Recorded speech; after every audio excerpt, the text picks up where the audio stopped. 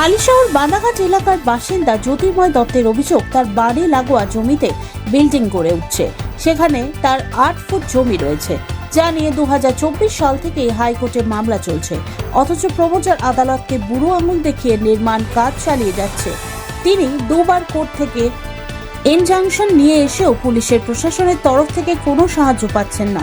এমনকি বিদ্যুৎ দফতরও সেখানে বিদ্যুৎ সংযোগ দিয়ে দিয়েছে।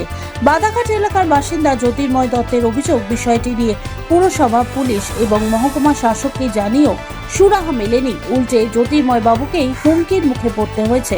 বর্তমানে তিনি ও তার পরিবার আতঙ্কের মধ্যে রয়েছেন। বিষয়টি নিয়ে নির্মীয়মান বিল্ডিং এর মালিক নিতাই পালের সাথে কথা বলতে গেলে তিনি এড়িয়ে যান।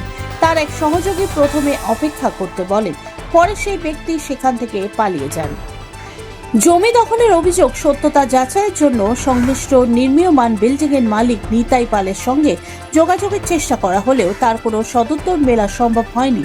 যদিও নির্মীয়মান বিল্ডিং এর কাছে থাকা এক সংযোগকে নিয়ে নিতাই পালের ফোন নাম্বার চাওয়া হলে তা তিনি দিতে অস্বীকার করেন। নাম্বারটা দিতে অসুবিধা কি হয়? আপনাকে বললাম এখানে কাজ করছেন তো আমার অসুবিধা হচ্ছে আপনাদের। এখানে যে প্রমোটার যে কাজটা করছে তার নম্বরটা দিন।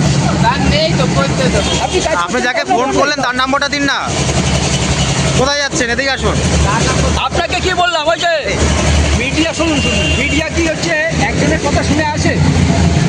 আপনি বলুন, আপনি বিচার করুন। আপনি এই যে বিল্ডিংটা কাজ করাচ্ছেন, চলে যাচ্ছেন, এদিকে আসুন, কথা বলতে হবে তো।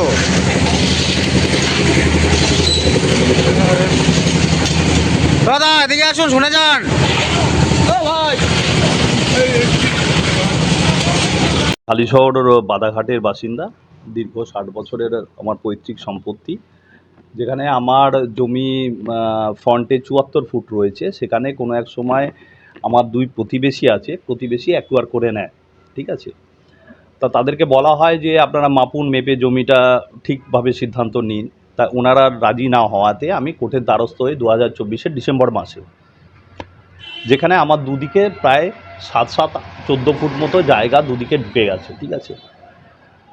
কোর্টে কেস চলাকালীন আমি এনারা কনস্ট্রাকশন শুরু করে মাস 2-3 আগে থেকে, নিতাই চন্দ্র পাল, ঠিক আছে।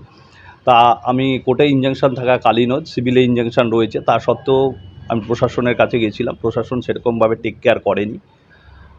আমি আবার তারপর 144 করি 2 টাইমস, সেখানেও কোনো সহযোগিতা প্রশাসন থেকে আমি পাইনি। এখন আপনারা বলুন, এই জমি রাস্তার উপর 14 ফুট জমি অ্যাকোয়ার করে নিয়েছে, যেখানে ফোর্সফুলি আমি কি করব? প্রশাসন যদি আমাকে সাহায্য না করে, ইভেন আমি প্রতিটি অ্যাডমিনিস্ট্রেশনের কাছে চিঠি দিয়েছি। 14 ফুট জায়গা তো ভূতের মতো কেউ খেয়ে নেয়নি, এটা জবরদখল হয়েছে। এর বিচার কে করবে? এর বিচারটা কে করবে? 14 ফুট জায়গার দাম কী আছে? লোকে যে যার নিজের পদে থেকে যে এইরকম অসহযোগিতা করে, সাধারণ মানুষ তাহলে কী করবে? আপনারা পরপর দেখুন, আপনাদের আমি প্রমাণ দেখাচ্ছি।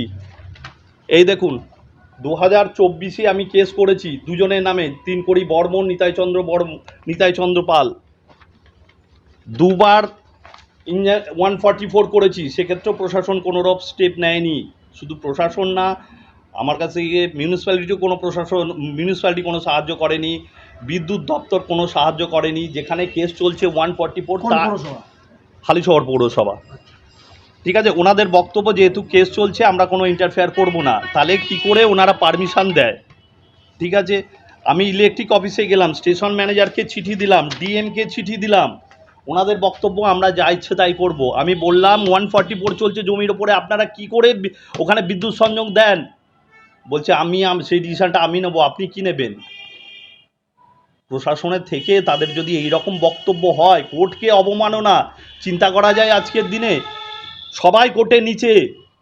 এই কনস্ট্রাকশনটা কতদিন আগে থেকে শুরু হয়েছে? কনস্ট্রাকশনটা মাস 4 ম্যাক্সিমাম। রাত্রিবেলা করে খোঁড়া হচ্ছে, এখানে সিকিউরিটি হিসেবে গার্ড রেখে দিচ্ছে, যদি কেউ প্রশাসনের লোক আসছে তার সঙ্গে অ্যাডজাস্টমেন্ট করে নিচ্ছে। এইভাবে কাজ চলছে দীর্ঘ টাইমস। আমি থানায় জানিয়েছি, কিন্তু কোনো রকম সাহায্য আমি পাইনি। এটা থানায় যারা পুরনো আছে তারা সবাই আমাকে জানে, চেনে।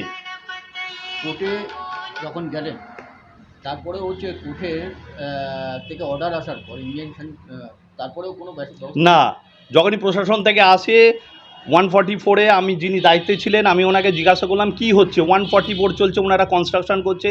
আমাকে বলল ওনাদের স্টে অর্ডার আছে। আমি বললাম যদি স্টে অর্ডার থাকে আপনি স্টে অর্ডারটা আমাকে দেখান, কেননা একই কোর্ট থেকে দুটো রায় বেরোয় না।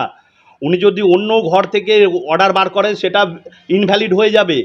আজ পর্যন্ত সেই আইও আমাকে সেই ডকুমেন্ট দেখাতে পারেনি যে ওনাদের পারমিশন রয়েছে, কোর্টের পারমিশন রয়েছে।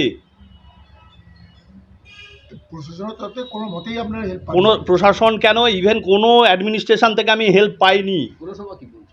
পৌরসভা বলছে কোর্টে কেস চলছে, আমরা কিছু করতে পারবো না। কেন করতে পারবো না? আপনারা প্ল্যানটা যখন করেছেন আপনারা এসে দেখুন, মেপে দেখুন। আমার জায়গাটা তো ভূতের মতো কেউ খেয়ে নেয়নি বা জায়গাটা উড়ে যায়নি। আজকে সেভারেল টাইম আমার জায়গাটার ওপর দাঁড়িয়ে হোলির দিন রং করছে, আমি থানা থেকে জানালাম, থানা থেকে কেউ এলো না। একজন ভদ্রমহিলা দাঁড়িয়ে এসব করাচ্ছে, তার বিরুদ্ধে আমি যদি যাই তাহলে সেক্ষেত্রে প্রশাসন নেক্সট টাইম অন্য অ্যাকশন নেবে। এইসব কাজ কি আমাদের কাজ? কোর্টে রায় থাকাকালীন কেন আমি হেল্প পাবো না?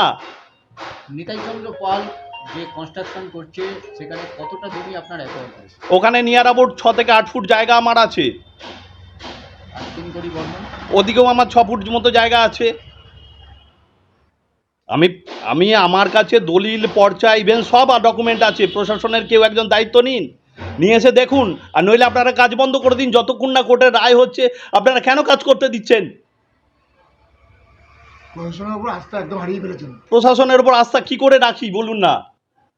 আপনাকে আমি ইভেন এসিপির কাছে আমি চিঠি দিয়েছি, সেখান থেকেও কোনো একটা ফোন আসেনি আমার কাছে। প্রশাসন কোনো বিষয়ে আপনাকে হেল্প কোনো বিষয়ে আমাকে হেল্প করেনি। এবার বলুন আমি একটা সাধারণ মানুষ হয়ে আমি কি করব? আপনার নাম? আমার নাম জ্যোতির্ময় দত্ত।